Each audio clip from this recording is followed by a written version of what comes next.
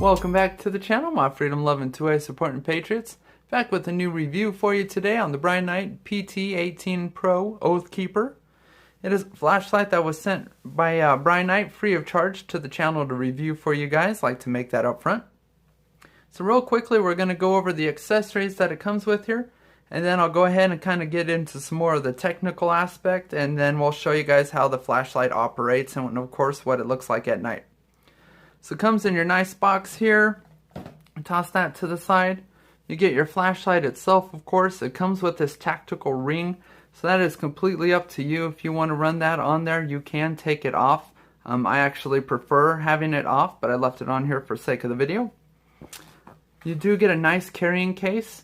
It's got two little pockets on each side. As you can see there, I got an extra battery in there already. And it does give you that option, say, if you're someone in law enforcement or security and you want to carry extra batteries with you. So it's a good way to have them on you. And it is protected on the bottom there, so it's not going to make contact with anything. So as you can see, the case there is open on the bottom for the lens. And then you got open access to the top. So you can go ahead and run this flashlight with it still in the case, which is pretty nifty. Full swivel belt buckle here, so you can run that 360 degrees, whatever position you like. And then your hook and loop there to keep the flashlight in place. Toss that to the side. You're going to get a magnetic USB charging cable for the flashlight. 3 extra O-rings in case you need those. And it does come with a lanyard as well. I've never ran lanyards on any of my flashlights, but it is a nice option to have. And that simply hooks in there to the back, and then you can go ahead and adjust that to your wrist, of course. So this flashlight is going to be 2000 lumens when it's on turbo. It's going to run on turbo for 1 minute, and then it kicks down. I don't know what level it kicks down to, but the level it kicks down to is still extremely bright. And that's going to run at that level for 90 minutes before draining. High is going to give you 450 lumens for 150 minutes. Middle will give you 60 lumens for 930 minutes. Low is going to give you 10 minutes, and that'll last for 1,870 minutes. And then your strobe feature is going to be at 2,000 lumens, and your SOS is going to be at 60 lumens. Candela on the flashlight is going to be 32,000 candela. It's going to give you a beam distance of 360 meters. Or 393 yards for those of us who go by yards. It's impact resistant up to 1 meter.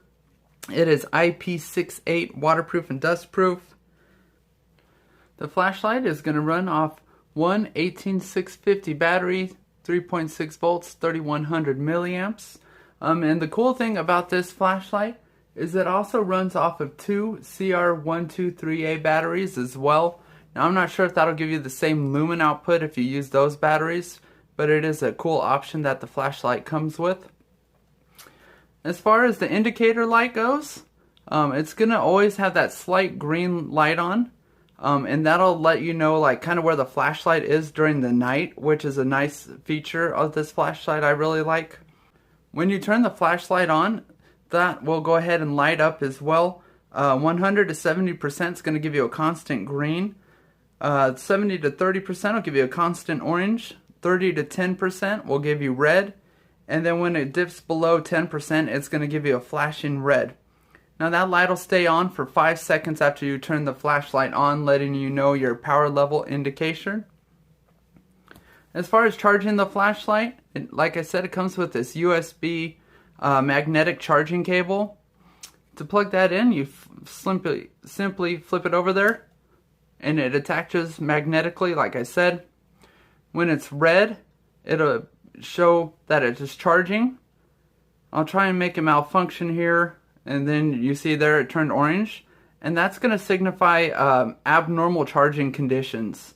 Some of the old cell phone chargers I have do not like charging these high-power flashlights and batteries all the time.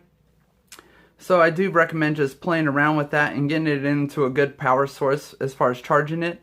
Once the charging is complete, that flashlight or that light will go ahead and turn back green for you. Okay, so let's go ahead and get into how this flashlight operates. So on the back you got your two buttons there, And you can see one's raised up and round and quite a bit bigger. The other one's stepped down and kind of oval. So your main button there, the big button, you can go ahead and push that, and that's going to give you instant turbo. Go ahead and click it off. And then if you want to go ahead and half push it, it'll give you momentary turbo as long as you're holding that button, and it'll shut it off. Your other smaller button there is going to give you your strobe. So I'll try not to give anyone a stroke here. But that'll give you strobe, and that's just as long as you're holding that button. Now if you want to go ahead and push that main button again, that'll take you back to your turbo. You can hit the smaller oval button, and that's going to cycle you through your different settings. Your low, medium, high turbo. So go ahead and shut it off there. And that's how the tail cap works. And then up front, your button here, you can go ahead and push that. And it's on low right now. I like to keep it on low there, and it does remember that setting. And then you simply click through your different settings, and it'll take you through your low, medium, high turbo. If you double click it, it's going to give you your strobe. Another double click, that'll give you your SOS. Alright, and to get out of that, you simply just click it again. It'll go back to our low setting there. And then to turn that off from using that button, you just hold it down. So that button will automatically lock out after a minute of non-use. Excuse me. Now right now it's still on because I haven't had it off for a minute. So going through the settings there. So hold the button and turn it off. Now to go ahead and lock that button out, you do 3 quick clicks on it, and it'll flash twice. And now that button's in lockout mode. So I'm trying to turn it back on, and it's telling me it's in lockout mode. Now to take it out of lockout mode, to use that button without using the tail cap, you simply go ahead and click it again 3 times fast. And it'll flash twice again and let you know it is out of lockout mode, and go ahead and go back to the last setting you had it on. So I like that feature because when you're hitting that tail cap, it automatically goes to turbo. So if you're wanting to be, it's the middle of the night and you're just wanting to turn on a little bit of light, that low setting, you can go ahead and just give it a triple click and then turn it on, and it'll go ahead and go straight to that low setting instead of going instantly into turbo and blinding yourself. Okay, last couple things we'll go over here. To put this flashlight entirely in lockout mode, you just give it a half turn there on the tail cap, and it completely enters the flashlight into lockout mode. This is by unscrewing it. That's how you take off your tactical ring. And you can see there's got a little line, and that corresponds with lines inside of here. Kind of hard to pick up on camera. And that's how that keeps that tactical ring in place. And one available option you can get with this, it is an extra charge, is a pressure pad. So it's a matching pressure pad. And I've never seen a pressure pad like this before. I think it's pretty ingenious. I really like it. So first of all, the cord wires there are nice and reinforced. You can wiggle on them, tug on them. They're not going anywhere, as I've yanked them straight out of other flashlights before. I won't mention who on this video, but you've seen them before. It wasn't this company. So your pressure pad is going to have a hook and loop on it with double-sided tape for mounting to a rail, and it's got 2 buttons on there. So these buttons, if you go ahead and hit the top one, it's going to turn your flashlight off and on. The bottom button there is going to be momentary strobe. So you just go ahead and hold that down. That'll take you into strobe. And then what is ingenious about this pressure pad is, when you hit it there, it's going to take you to 2,000 lumens. 2,000 lumens is too bright for inside the house for using for home defense, in my opinion. I don't want it that bright. So you can go ahead and you can turn on the flashlight and then use the bottom button, and it will cycle you through your 4 different lumen settings. So say, I think high would be perfect, 450 lumens for inside the house. That's what I would run it on. So you go ahead, and we're on high right now. Flip it back off. And then the next time you go and flip that your pressure pad back on, it remembers the last the setting you had it on. So it's automatically going to go back to that. So say we'll put it on low there. That'll be a little easier to pick up on camera. Shut it off. Turn it back on. Shut it off, Your strobe still works. And then when you go and flip it back on, it takes you to the last lumen setting. So I think that's pretty ingenious, and this flashlight could easily be used mounted on a rifle for home defense.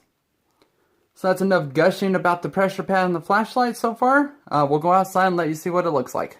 Okay, so we're out here in the field. It is pitch black out. There's a thunderstorm rolling in, as you can see right there. So we're going to try and get this knocked out quickly. And let's go ahead and get after it. We'll do low first. So this is low. You can see there. My camera doesn't pick up the light the best ever. I'm shining that maybe 10 yards in front of me. Go ahead and kick it up to medium. Get quite a bit more light out of there. You can start to almost see the buildings over there. I can see them with my eyes. It's not picking up on camera. Go to high. There you can see that first building. That's going to be at 60 yards away. That second building, you can just make it out on camera. I can see it clearly with the flashlight. That's going to be at 100 yards. So we're going to go ahead and put this bad boy on turbo. Bam, and on turbo, that building at 60 yards, even on the camera, is completely lit up. That second building completely lit up. Again, that's at 100 yards there. Kind of beautiful right now with that storm rolling in, the lightning. The flashlight on, it's real pretty out here right now. We'll go ahead and shut it off, and then we'll do the strobe. And on the strobe feature here, you see you get a real fast strobe out of it, and then it kind of slows down to a slower strobe, and it kind of just rotates back and forth between the two. You can clearly see both buildings. It is an extremely bright and impressive flashlight. We'll go ahead and we'll turn it on SOS. You can see the bugs starting to roll in from that. So we'll try putting it on SOS, see if that picks up at all.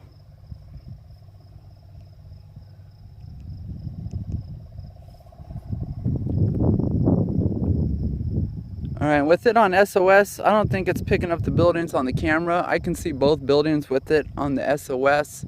Not real clear, but if someone was looking this direction, they'd easily be able to pick that up.